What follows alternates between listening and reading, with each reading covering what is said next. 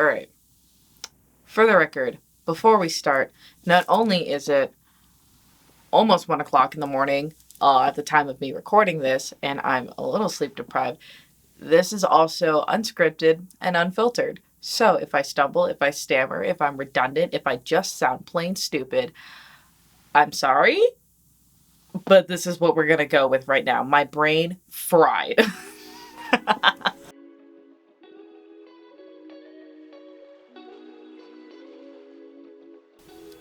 Hello everyone, I'm Superspective and welcome back to my YouTube channel. Now before we get into the topic today, please be sure to hit that subscribe button so that way you become a part of this fun little community we have here. I'd love to have you. And you might as well go, if you want, I think you should hit that bell button so that way you're notified whenever I post a brand new video.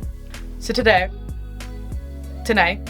this afternoon, what have you, we're going to talk about something just a little bit different. It's not exactly a tea talk, but I still think it's a cool thing that we should be addressing.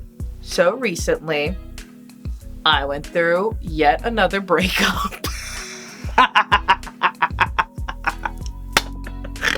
Sorry, serious time. So, I can't even be serious. It's just a fact of life, so let's just be very blunt. So I went through my third breakup of little less than a year. I'm fine, for the record. It's funny to me now. Again, it's just a way of life. But funny enough how life syncs up, one of my best friends from middle school till now, my bestest, my most lovely friend, she also went through a breakup of her own, roughly around the same time as mine. And so we've been kind of just helping each other out. Let me explain. So lucky for me, this most recent breakup, it really didn't take much out of me. It was very it was like ripping off a band-aid. I was like, ow, it kind of hurts, and you can still see the band-aid mark, but other than that, I honestly don't give a fuck. But for her, this was a little bit more, this was a long-term relationship that she had, that she really cared about, and it just kind of, it threw a few things off. So she and I have been helping each other out and just kind of coping together. So one night, she and I are hanging out, we're watching Hulu, Netflix, whatever, and she posed to me this question that honestly stumped me because I didn't know how to sugarcoat the answer. But the question that she posed to me, she said, "Sue, how do you do it? How do you just be alone? How do you function? How do you be independent? How do you do things alone?" Now again, when she asked me this question, I didn't know how to answer her. I didn't know what to say because my answer is a harsh reality, and we'll get to it, but also because I was raised an only child. I was raised entertaining myself, keeping myself company, not really have many close friends within a radius for me to visit until later on in the years. And even then I was cool friends, but I would much rather spend that time alone. And it's not because I'm introverted to a certain extent. It's because I learned from a very early age how to function on my own. And that carried on through relationships where I found myself in actually all of my relationships functioning on my own. Not really worrying about what the other person was doing, not having that much headspace about it, I guess. In and out of relationships, I just do things on my own. That's just a very natural thing for me to do. However, I can very much understand how that might be a very difficult thing for someone to do, or rather to relearn, especially after coming out of a relationship. So, what do we do when we come out of a relationship? How do we be alone? Well, let me tell you, at least from my perspective, the Sue perspective. The short answer, the short, not very sweet, kind of bitter, to the point answer to that of how do you be alone is you just do it. You don't really have much of a choice. I'm sorry. But the long answer, and we will discuss it through the rest of the video, is you just do it. But there are good moments and there are bad moments. Let's talk about that. Let's open up the space for that. One thing that my dad, my wonderful, wonderful, very smart, intelligent, wise dad tells me is that when you come out of a relationship, you need distractions. You need something to keep your mind occupied because you're used to having someone take up a bunch of time and a lot of space, for good or for bad, what have you, depending on the relationship. You are used to having that space occupied by someone else. You're used to waking up to perhaps a bunch of text messages, getting text messages throughout the day, having dates planned, events planned. They're in your headspace, they're in your space. You're used to that. And it's kind of uncomfortable and a rude awakening to go from all that attention to no attention at all. Again, depending on the relationship. So he recommends that, if you can, go out with friends. Make a plan for yourself. Take yourself out on a date. Go do things that you enjoy. Take up a hobby. Focus on your studies, exercise, what have you. Whatever it is that you deem in a respectable and healthy manner, go and do it. So a lot of the times, and I see this on all social media, Instagram, TikTok, Facebook, the Twitter, what have you, we always see like the post breakup, like partying. You're going out, you're hanging out with friends, you're going to the club, you're buying things for yourself, you're looking super nice and cute, you might be taking yourself out on dates, going to your favorite restaurants, enjoying new hobbies, and that's all great. That is wonderful. That's something I do in, out of a relationship, post breakup, during breakup, after breakup, what have you. And that's something that I think is totally normal and totally healthy and super cool. But that's just one side of it. That is one part of the being alone. And that is also a lot of the time really the only thing that we see on social media. And I don't blame you. No one wants to watch sad puppy shit. No one wants to talk about the icky things in life, but we can't ignore them.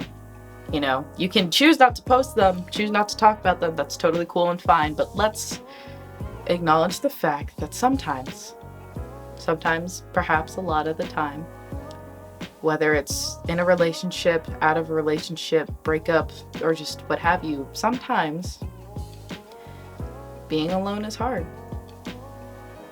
It's really hard. Whether it was a short-term relationship, a long-term relationship, no matter how deep it cut you or didn't, being alone is hard. There are things, days that we don't see, outside looking in, where it's hard to wake up the next day and be excited. It's hard to look at your phone and see that there's no good morning text or someone excited about your presence. It's hard to go about everyday life and then look at things and remember that, oh, that was something that we did. Oh, this reminds me of them. Or, oh, this would be a fun thing to do with them. You don't see, or I guess no normal person would record the silent parts of the day, which is most of the day, where it's quiet and you're kind of just sat there with your thoughts, your feelings, your emotions, and it's just you and the static or hotel music that plays in your head. And in that time of being alone by yourself, you also do a lot of thinking, pose a lot of questions, scenarios in your head. Anxiety starts to rise, things that you were making up in your head because it's just kind of out of control,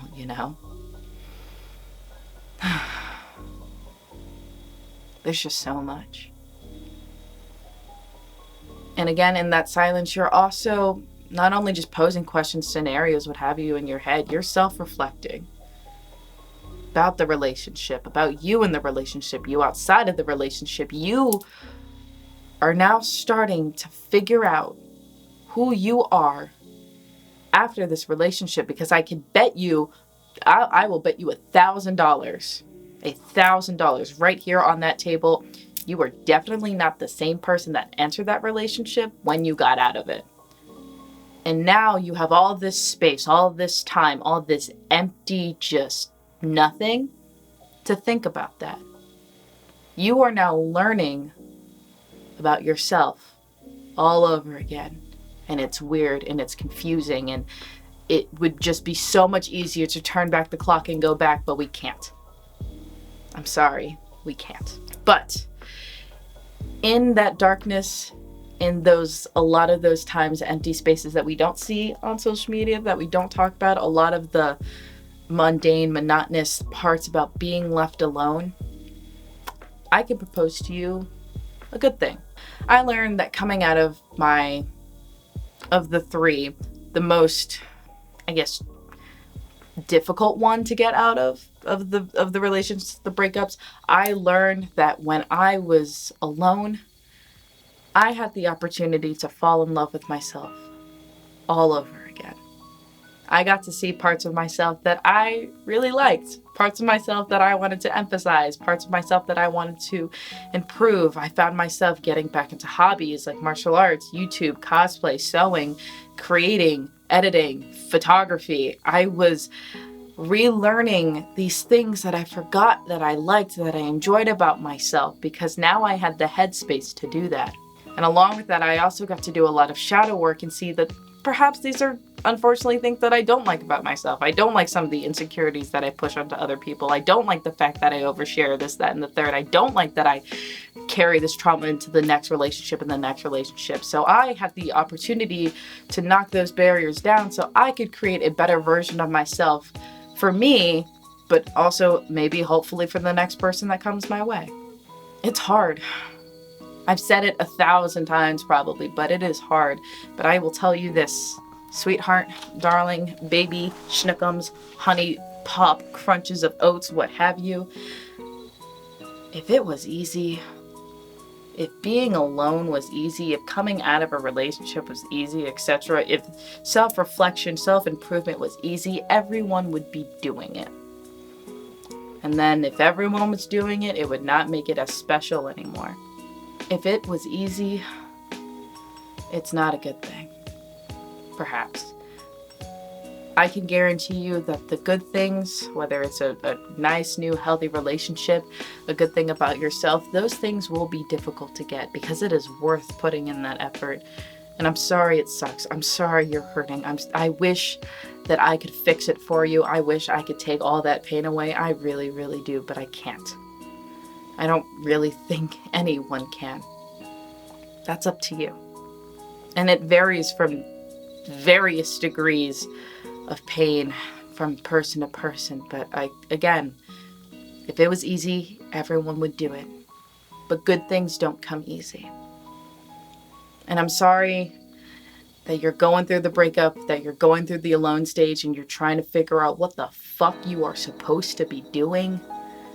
One, there's really not much that you're supposed to be doing. Just, baby, you do you. You know what's best for you, so you do you. But I'm glad that it's hard.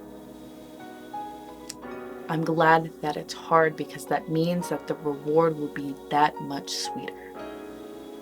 I promise. So again, too long, didn't read. The short answer to how do I be alone? You kind of just do it. You go about your day.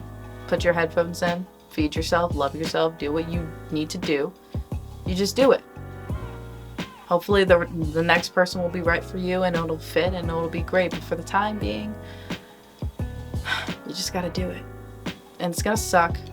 A lot of the times it's gonna suck, but there are really great, wonderful moments sprinkled in there. And that's nice. I really hope you get to fall in love with yourself all over again and find those wonderful things about yourself that you would love and enjoy and find something that you want to improve on or get rid of. I believe in you. I trust you. You can do it. And you're not going to do it alone. I know we talked all about being alone, but I'm going through it too. My friend's going through it. If you're going through it, we're all going to go through it together. We're going to make it out at the end, I promise. I ain't going to let you just shrivel up and not. Everything's gonna be fine, baby, I promise. Well, that went a little bit better than I expected, I'm not gonna lie. Truth be told, this is the second time I'm recording this. It's very late. My brain is fried. It hurts just a little bit, but that's okay.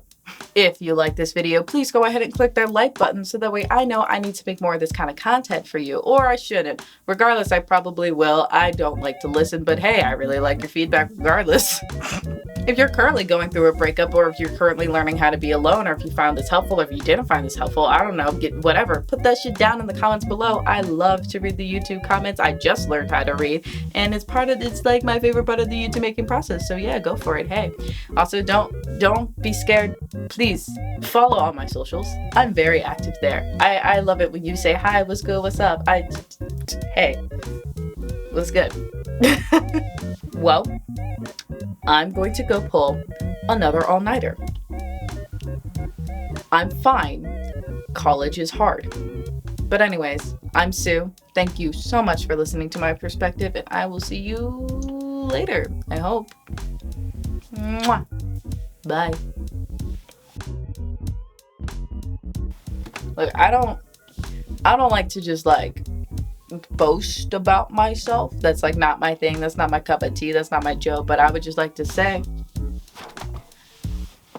the next dude that's in a romantic relationship with me, you're one lucky motherfucker. Okay? I've worked incredibly hard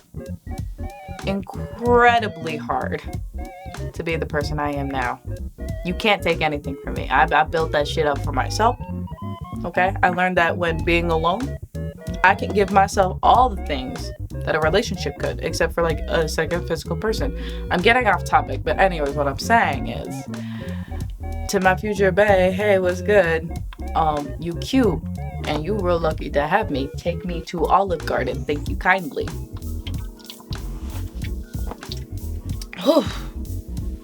Alright. I have to pee. Ugh. Everything hurts. Everything hurts. Everything hurts.